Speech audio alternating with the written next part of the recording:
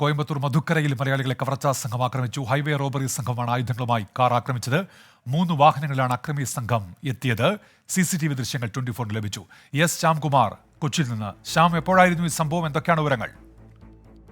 ഉന്മേഷേ, 14-ാം തീയതിയാണ് രാത്രിയിൽ ഈ സംഭവം ഉണ്ടാകുന്നത്. മധുക്കര പോലീസ് സ്റ്റേഷന് അടുത്ത്, അതായത് ഏകദേശം വാളയാറിൽ നിന്ന് 15 കിലോമീറ്റർ അകലെ വെച്ചാണ് ഹൈവേ റോബറി സംഘം ഈ യുവാക്കളെ ആക്രമിച്ചത്.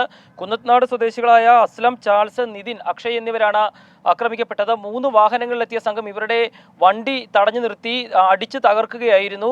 ഈ വാഹനത്തിനുള്ളിൽ നിന്ന് പണവും മറ്റും മോഷ്ടിക്കാനാണ് ഈ സംഘം എത്തിയത്. ഇവരുടെ മുഖമടക്കം CCTVയിൽ വളരെ വ്യക്തമാണ്.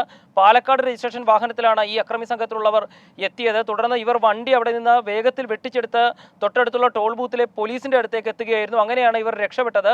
നിലവിൽ പോലീസ് അവിടെ FIR രജിസ്റ്റർ ചെയ്തിട്ടുണ്ട് എന്നുള്ളതാണ് പറയുന്നത്. എറണാകുളത്തുള്ള ഇവരുടെ ഗ്രാഫിക് സ്ഥാപനത്തിലേക്ക് കമ്പ്യൂട്ടറുകൾ വാങ്ങാൻ കോയമ്പത്തൂരിൽ പോയി വന്ന സംഘത്തെയാണ് ആക്രമിച്ചത്. വളരെ തലനാരിഴയ്ക്കാണ് ഈ യുവാക്കൾ രക്ഷപ്പെട്ടിരിക്കുന്നത്. ഈ അക്രമി സംഘം പാലക്കാട് രജിസ്ട്രേഷൻ വാഹനത്തിലാണ് വന്നതെന്നുള്ളതാണ് ഏറ്റവും ശ്രദ്ധേയമായ കാര്യം. അവരുടെ മുഖമടക്കം ആ CCTV വാഹനത്തിലുണ്ടായിരുന്ന CCTVയിൽ ദൃശ്യമാണ്. ഏതായാലും ഈ സംഭവത്തിൽ ഇതുവരെ അറസ്റ്റ് ഉണ്ടായതായി വ്യക്തമില്ല. അവരിപ്പോൾ കുന്നത്നാട് സ്റ്റേഷനിൽ ഉൾപ്പെടെ ഇതിൽ പരാതി നൽകിയെങ്കിലും തങ്ങൾക്ക് ഇവിടെ ഒന്നും ചെയ്യാനില്ല എന്നുള്ളതാണ് കുന്നത്നാട് സ്റ്റേഷനിലെ പോലീസുകാർ പറഞ്ഞിരിക്കുന്നത്. ഏതായാലും മധുക്കരയിൽ വെച്ചാണ് മലയാളി സംഘത്തെ ഹൈവേ റോബറി സംഘം ആക്രമിച്ചത്. ഉന്മേഷ്, ശരി. എസ് ശ്യാംകുമാറാണ് വാർത്തയുടെ വിശദാംശങ്ങൾ നൽകിയത്.